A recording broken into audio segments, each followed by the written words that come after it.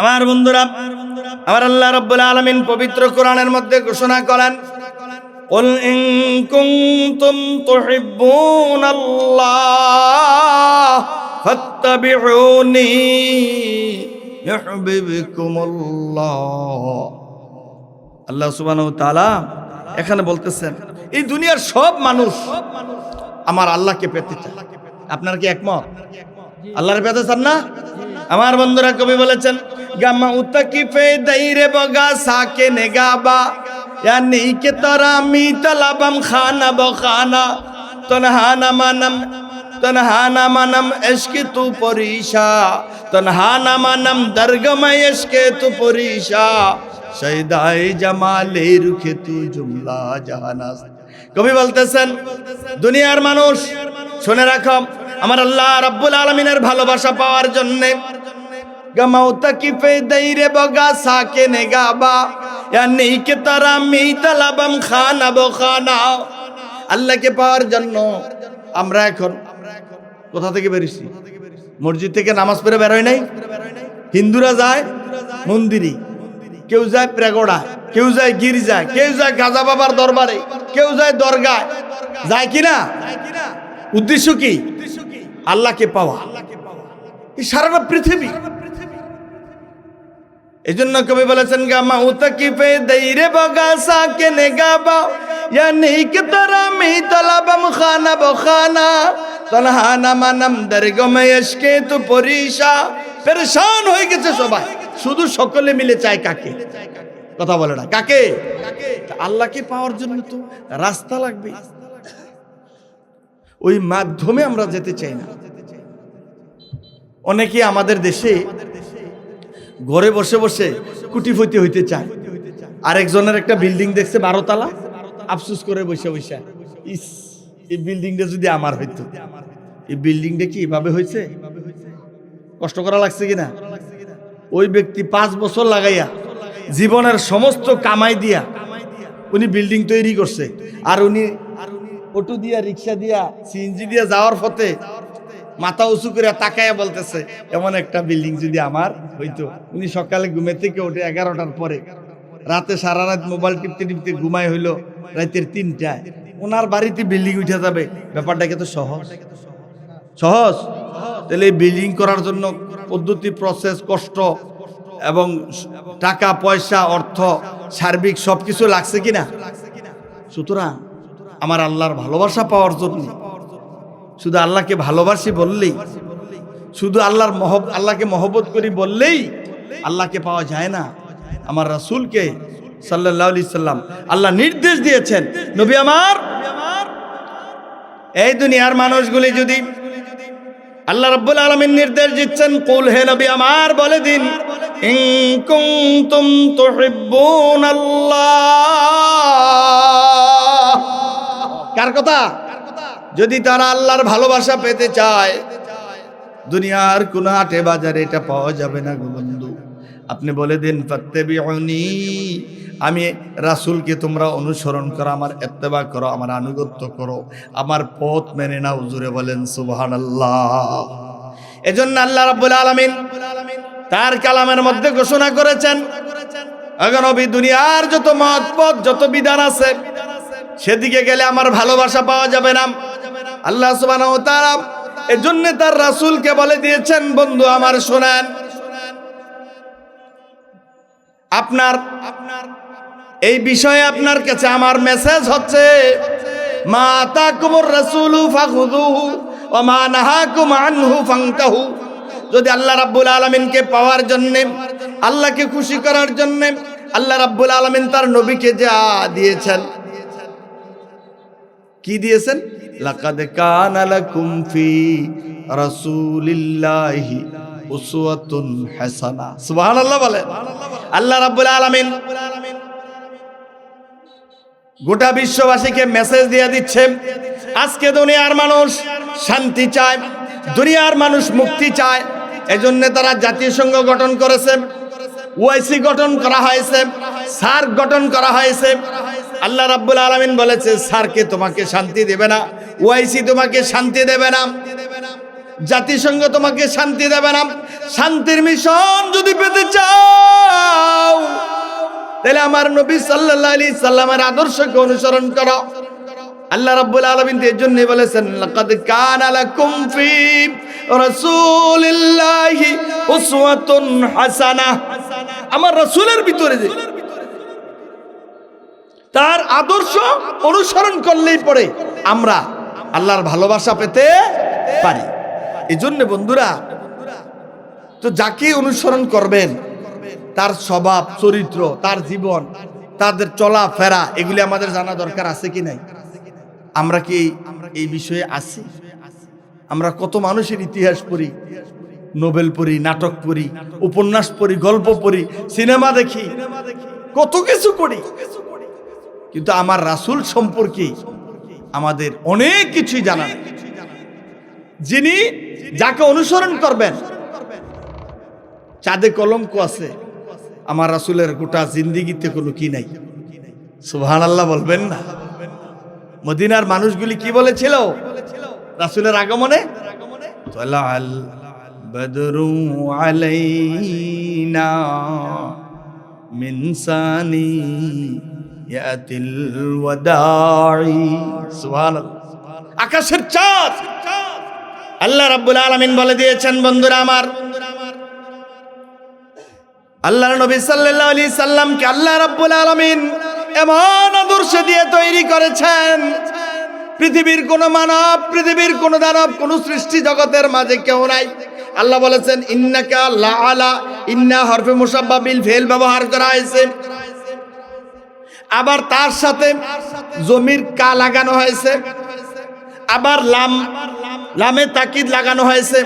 আল্লাহ সুবহানাহু ওয়া তাআলা বলেন ইন্নাকা লাআলা খুলুকিন আযীম, অবশ্যই আপনাকে খুলুকে আযীম তথা দুনিয়ার সবার চরিত্রের চাইতে শ্রেষ্ঠ চরিত্রের অধিকারী করে আমি আল্লাহ আপনাকে পাঠিয়েছি। এজন্যই বিশ্ববাসীর কাছে মেসেজ হচ্ছে আমার রাসূলকে এজন্যই মানবে। আমার নবী সাল্লাল্লাহু আলাইহি সাল্লাম তার চরিত্র সকলের চাইতে উত্তম, তার স্বভাব সবার চাইতে উত্তম, তার আদর্শ সবার চাইতে উত্তম। তিনি যিনি নিজ থেকে কোনো কথা বলতেন না, যা বলতেন স্বয়ং আমার আল্লাহর অর্ডারে বলতেন। বলেন না আল্লাহু আকবার। এজন্য আল্লাহ রাব্বুল আলামিন বলেন মা ইয়ানতিকু আনিল হাওয়া ইন হুয়া ইল্লা ওয়াহয়ুন ইউহা। সুবহানাল্লাহ। তিনি কোনো কথা বলতেন না, মা ইয়ানতিকু আনিল হাওয়া, নিজের মন থেকে নিজের প্রবৃত্তিতে কোনো কিছু কথা বলতেন না, যা বলতেন তিনি তা আল্লাহর ইশারায়, আল্লাহ পাকের অর্ডারে তিনি বলতেন। সুবহানাল্লাহ বলেন। আল্লাহর নবী যা বলতেন কি এটা ওহী। এটা কি ওহী? কোরআন হচ্ছে ওহী মাতলু, আর হাদিস হচ্ছে ওহী গায়রে মাতলু। নুরুল আনোয়ারে যেটা এসেছে, আল্লাহ রাব্বুল আলামিন যাকে শারে তথা শরীয়ত পয়দা করে বানিয়েছে। চিন্তা করা যায়, যিনি কথা বলবেন শরীয়ত, যিনি যা করেন এটা শরীয়ত, এবং ওনার সাথে করা হয় যিনি চুপ থেকেছেন এটাও শরীয়ত। পৃথিবীর কোনো মনীষী, কোনো পণ্ডিত, পৃথিবীর কোনো দাপটশীল, কোনো প্রতাপশালী, কোনো বাদশা কারু চরিত্রকে এভাবে হুবহু অঙ্কিত করা হয় নাই। যার গোটা জিন্দেগি একেবারে আয়নার মতো স্পষ্ট, আড়ালের কোনো জিনিস নেই, স্পষ্ট নাই, যার আদর্শ মানা আমাদের জন্য জগৎ, ঠিক না? তার অন্ধকার কোনো জগৎ নাই। তার সমস্ত জগৎ, তিনি কিভাবে পান করতেন, কিভাবে প্রস্রাবখানায় যাইতেন, কিভাবে তিনি বিবিদের সাথে চলাফেরা করতেন, কিভাবে তিনি নামাজ পড়তেন, কিভাবে তিনি থুতু ফেলতেন। আল্লাহু আকবার। সব কিছু কি আছে শামাইলে তিরমিজি যারা পড়েছেন, আমার রাসূল সাল্লাল্লাহু আলাইহি সাল্লামের অবয়ব, তার চেহারা মুবারক থেকে শুরু করে, তার চুল মুবারক থেকে শুরু করে, তার নখ মুবারক পর্যন্ত সমস্ত অঙ্গ প্রত্যঙ্গ সবগুলি ডিটেইলস বর্ণনা দেওয়া আছে, আদর্শ মেপে মেপে দেওয়া আছে। সুবহানাল্লাহ। আমার বন্ধুরা, আমার রাসূল সাল্লাল্লাহু আলাইহি সাল্লাম তিনি শুধু আদর্শবান ছিলেন না, শুধু চরিত্রবানই ছিলেন না, তিনি দেখার মধ্যে সবচেয়ে সুন্দর ছিলেন। সবচেয়ে বেশি নমুনার দিক থেকে তিনি ছিলেন পৃথিবীর সবচেয়ে সুন্দর মানুষ। সুবহানাল্লাহ। আমার রাসূলের চরিত্র, আমার রাসূলের আদর্শ, আমার রাসূলের দেখা সব কিছু ছিল অনন্য। এজন্য আম্মা জান আয়েশা বলতেন লিল আফাক শামসুন তাতলাউ বা'দাল ফাজরি ওয়ালি শামসুন তাতলাউ বা'দাল ইশাই। এগো দুনিয়াবাসী শোনো, আকাশের একটা সূর্য আছে, ওই সূর্যটা উদিত হয় কখন? ফজরের পরে। আর আমার জীবনে একটা সূর্য আছে গো, যেই সূর্যটা উদিত হয় এশার নামাজের পর। সুবহানাল্লাহ, এশার নামাজের পরে এই সূর্য উদিত হতো। আমার বন্ধুরা, আম্মা জান আয়েশা বলতেন, মিশরের নারীরা হযরত ইউসুফ আলাইহিস সালামের সৌন্দর্য দেখে তারা আঙ্গুর কাটতে গিয়া, তারা ফল কাটতে গিয়া চাকু দিয়া তারা কি করেছিল? ফল কাটতে গিয়া তাদের আঙ্গুল কেটেছিল। তারা যদি সত্যিকার অর্থে আমার প্রিয় নবীর চেহারা মোবারক দেখতো গো, তাহলে তারা আঙ্গুল কেটে কেটে হাত পর্যন্ত কেটে দিত, টের পেত না। সে রাসূলের আদর্শ মানে আমাদের দরকার আছে না নাই? সবার কি আছে? আমার বন্ধুরা, সেই চরিত্র আমাদের ধারণ করতে হবে। আজকে যুবকদেরকে বলতে চাই, বাংলাদেশের ইতিহাসে আমরা দেখেছি সেই দ্বিজাতি তত্ত্বের ভিত্তিতে বাংলাদেশ যখন, হিন্দুস্তান এবং পাকিস্তান যখন আলাদা হয় 47 সাল, সেখান থেকে আমাদের 52-এর ভাষা আন্দোলন, 69-এর গণ অভ্যুত্থান থেকে শুরু করে আমরা দেখেছি সেই 71-এর মুক্তিযুদ্ধ, পাশাপাশি যত আন্দোলন হয়েছে এদেশের যুবকেরা, আলেম ওলামারা ভূমিকা পালন করেছে। শুধু তাই নয় বন্ধু, 24-এর যে জুলাইয়ের যে গণ অভ্যুত্থান করেছে, এর মধ্যে যাদের ভূমিকা বেশি ছিল তারাই যুবক, ঠিক কিনা বলেন? এবং তাদেরকে দেখেছি আমরা রাসূলের আদর্শ অনুসরণ করে তারাই পেশিবাদকে বিদায় করেছে।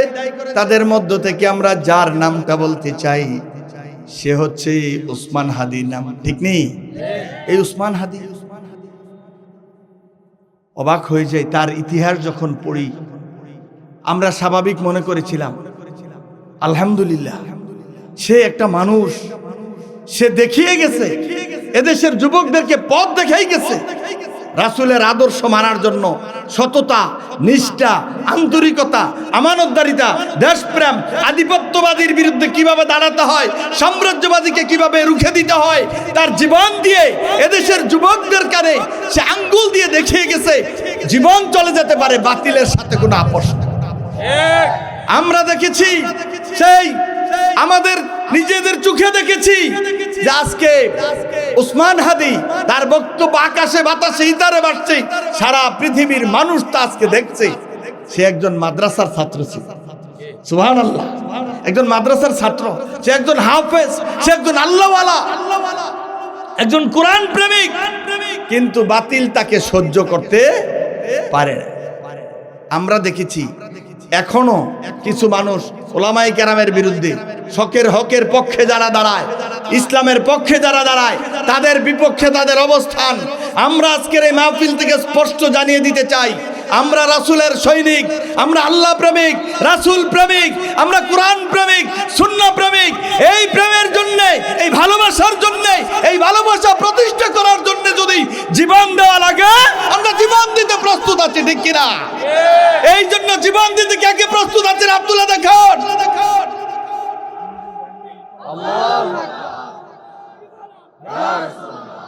হাত নামান। আমার বন্ধুরা, যে কথা বলতেছিলাম, রাসূলের ভালোবাসা, রাসূলের প্রেম, রাসূলের মহব্বত এই অন্তরে ধারণ করতে হবে। আমার নবী সাল্লাল্লাহু আলাইহি ওয়াসাল্লামের সাহাবীদের মাঝে যে প্রেম ছিল বন্ধু, তাদের জীবনের চাইতে বেশি ভালোবেসেছেন আমার রাসূল। কি আল্লাহ রাব্বুল আলামিন যেখানে ঘোষণা করেছেন, কুল ইন কুনতুম তুহিব্বুনাল্লাহ ফাত্তাবিউনি ইউহিব্বুকুমুল্লাহ। দুনিয়ার মানুষ আল্লাহর ভালোবাসা পেতে হলে রাসূলের অনুসরণ, রাসূলের মহব্বত, রাসূলের ভালোবাসাই হৃদয় জুড়ে রাখতে হবে। তা যদি না হয় তাহলে তুমি কখনো আল্লাহওয়ালা হইতে পারবে না। পারবে? আমরা সকলেই আল্লাহওয়ালা হতে চাই, সকলেই আশিকে রাসূল হতে চাই। যদি হয় তাহলে সে আদর্শকে আমাদের অবশ্যই কি করতে হবে? ধারণ। আমার বন্ধুরা, আপনারা জানেন উহুদের ময়দানে যখন উহুদের যুদ্ধ শুরু হয়ে গেল, আমার নবী সাল্লাল্লাহু আলাইহি সাল্লামের উপর যখন তীর আসতে শুরু করে দিল, রাসূল সাল্লাল্লাহু আলাইহি সাল্লামের সাহাবীদের ভালোবাসার নমুনা দেখেন, কত ভালোবেসেছে আমার নবীকে বন্ধুরা। হযরত তালহা রাদিয়াল্লাহু তাআলা আনহু ভালো তীরন্দাজ ছিলেন, তিনি আমার রাসূল সাল্লাল্লাহু আলাইহি সাল্লামকে আগলে রাখলেন। কাফেররা যখন তীর মারতেছিল, আমার নবী সাল্লাল্লাহু আলাইহি ওয়াসাল্লাম হযরত তালহা রাদিয়াল্লাহু তাআলা আনহুর পিছন থেকে তিনি একটু মাথাটা উঠালেন, তাকাইয়া দেখলেন তারা কিভাবে তীর মারে। হযরত তালহা রাদিয়াল্লাহু তাআলা আনহু ডেকে বলেন, ইয়া রাসূলুল্লাহ, ইয়া রাসূলুল্লাহ, আপনার মাথা উঠাবেন না, আপনার মাথা উত্তোলন করবেন না। যদি আপনার মাথা উত্তোলন করেন তাহলে কাফেরেরা আপনাকে তীর মারবে, আপনার শরীরে লেগে যাবে, আপনি ব্যথা পাবেন, কষ্ট পাবেন। হযরত তালহা রাদিয়াল্লাহু তাআলা আনহু বলেন, আপনি কোনো চিন্তা করবেন না, আমি আমার বুট পেতে দিয়েছি, যত রকমের বিপদ আসুক, যত তীর আসুক, সবগুলি আমার গায়ে লাগবে, আপনি পেরেশানি হবেন না, আপনি মাথা নিচু করে রাখেন। জোরে বলেন আল্লাহু আকবার। আমার বন্ধুরা, যুদ্ধের ময়দানে আমার নবী সাল্লাল্লাহু আলাইহি সাল্লাম আহত হয়েছেন, আপনারা জানেন, কপালের মধ্যে ভার্ম ঢুকে গিয়েছে। রাসূলের সাহাবীরা আমার নবী সাল্লাল্লাহু আলাইহি সাল্লামকে এমন ভাবে আঁকড়ে ধরেছে, হযরত তালহা রাদিয়াল্লাহু তাআলা আনহু নিজের বুক চিতায়া যেমনি করে আবু সাঈদ যেমনি করে বুক পাতে দিয়েছিল, এমনটা নয়, শুধু আমার নবীকে শেল্টার দেওয়ার জন্য হযরত তালহা রাদিয়াল্লাহু তাআলা আনহু বুক পেতে দিলেন। একটা নয়, দুইটা নয়, আমার বন্ধুরা, যুদ্ধের পরে দেখা গেছে একা তালহা রাদিয়াল্লাহু তাআলা আনহুর গায়ে ৭০টা তীর বেঁধেছে। আল্লাহু আকবার। এ হচ্ছে রাসূলের প্রেম, এ হচ্ছে রাসূলের মহব্বত। এজন্য বন্ধুরা, আমি আপনাদের কাছে বলতে চাই, এই রাসূলের ভালোবাসা আমাদের দরকার আছে না নাই? আছে না নাই? এজন্য আমি আপনাদের কাছে আহ্বান জানাবো, আমাদের সৈয়দ মুকাররম বাড়ি হাফিজাহুল্লাহ ওনার কাছে আহ্বান জানাবো, আজকে আমাদের যুবকদের কাছে একটা মেসেজ পৌঁছে দিতে হবে। আগামীর বাংলাদেশটা বড়, আমরা চিন্তা করতেছি আগামীর বাংলাদেশ নিয়ে। এই বাংলাদেশে আলেম ওলামাদের কদর ছিল না, কোরআন প্রেমিকদের কদর ছিল না, রাসূল প্রেমিকদের কদর ছিল না। সমস্ত ঘরানার আলেম আমরা দেখেছি তাদেরকে কি করা হয়েছে, নিপীড়ন করা হয়েছে। তাই আজকে আমার প্রিয় ভাই সৈয়দ মুকাররম বাড়ি হাফিজাহুল্লাহ, ওনাকে সামনে রেখে আমি বলতে চাই, আমরা আগামী দিনে আমরা কেউ সকলেই এক, আমাদের মৌলিক বিষয়গুলিতে আমি একমত আছি। আমরা সমস্ত ভেদাভেদ ভুলে গিয়ে আমরা কেউ সুন্নি হতে পারি, কেউ ওয়াহাবি হতে পারি, কেউ কওমি, কেউ আলিয়া, কেউ আমরা যে ঘরানার আছি না কেন, সকলে ঐক্যবদ্ধ একটা প্ল্যাটফর্মে একত্রিত হয়ে আগামীর দিনে আমাদের এই বাংলাদেশটাকে আমরা বিনির্মাণ করতে চাই। একটা সন্ত্রাস মুক্ত, মাদক মুক্ত এবং বৈষম্য মুক্ত একটা বাংলাদেশ গড়তে চাই। ঠিক আছে? এজন্যে যদি প্রয়োজন হয় আমরা সকলে মিলে ঐক্যবদ্ধ হয়ে সমস্ত উলামায়ে কেরাম, আর কেউ কার বিরুদ্ধে আমরা ফতোয়া দেব না। আমরা যেহেতু আমাদের আল্লাহ এক, আমাদের রাসূল এক, এক কাবা, এই সেই মক্কা, সোনার মক্কা, সেই মদিনা, সবগুলি আমাদের এক। এই বিষয়ে আমাদের কোনো ফারাক নাই, মৌলিক বিষয়ে আমাদের কোনো মতপার্থক্য নাই। আসেন আমরা সকলে মিলে ঐক্যবদ্ধ হয়ে আগামীর বাংলাদেশটাকে আমরা বিনির্মাণ করতে চাই। শুধু এক শ্রেণীর নাস্তিক, মুরতাদ, দেশদ্রোহী এবং যারা বেগমপাড়ায় বাড়ি বানায়, আমাদের বাংলাদেশের সমস্ত টাকাগুলি যারা পাচার করে নিয়ে যারা বিদেশে বাড়ি জমায়, আমরা এই সমস্ত মানুষের চাই না। আগামী দিনে চাই কোরআন প্রেমিক, রাসূল প্রেমিক, ইসলাম প্রেমিক। আপনারা কি তাতে রাজি আছেন? এই সকলে মিলে ঐক্যবদ্ধ হয়ে আগামী দিনে যারা লুটেরা, যারা চাঁদাবাজ, যারা এই সমাজে সন্ত্রাসবাদ সৃষ্টি করে, তাদের বিরুদ্ধে ঐক্যবদ্ধ দুর্বার আন্দোলন গড়ে তুলতে চাই। সকল উলামায়ে কেরাম, সকল জনতাকে একত্র করে আমরা একটা সুন্দর বাংলাদেশ নির্মাণ করতে চাই। এর জন্য যদি প্রয়োজনে আরেকবার আমাদেরকে জীবন দেওয়া লাগে, আমরা সকলে প্রস্তুত। আপনারা প্রস্তুত আছেন? কে কে প্রস্তুত আছেন? হাত তুলে দেখান। তাই আপনাদেরকে আহ্বান জানাচ্ছি, আসেন। আল্লাহ আগামীর বাংলাদেশটা যেন এই যুবকরা যারা আমাদেরকে আজকে যুবক দেখছি, তারা আগামী দিনের বাংলাদেশটাকে ইনশাআল্লাহ চালাবে। আপনাদেরকে বলে যাই, আসেন। এই এলাকার মানুষ আজকে ভাগ্যবান, এত সুন্দর একটা মাহফিল হচ্ছে। আল্লাহ রাব্বুল আলামিন যেন আমাদেরকে রাসূলের আদর্শ মেনে কোরআনের বিধান অনুযায়ী আমার আল্লাহর ভালোবাসা পেতে পারি। আমাদের জীবনে যেন রাসূলের আদর্শের বাস্তবায়ন ব্যক্তি, পরিবার, সমাজ এবং রাষ্ট্রে যেন আমরা এর প্রভাব দিতে পারি, সেই তৌফিক আল্লাহর কাছে চাই। আল্লাহ যেন আমাদের কবুল করে, বলেন আমিন। জোরে বলেন আমিন। হাযা মা ইনদি ওয়াল ইলমু ইনদাল্লাহ। আসসালামু আলাইকুম ওয়া রাহমাতুল্লাহ। আলহামদুলিল্লাহ, মারহাবা। অত্যন্ত কম সময়ে গুরুত্বপূর্ণ আলোচনা করলেন দক্ষিণ এশিয়ার ভারতীয় উপমহাদেশের প্রাণপ্রিয় আধ্যাত্মিকতার মার্কাজ শাইখুল হাদিস আল্লামা ডক্টর মুফতি ডক্টর মোহাম্মদ আমিনুল ইসলাম হাফিজাহুল্লাহ।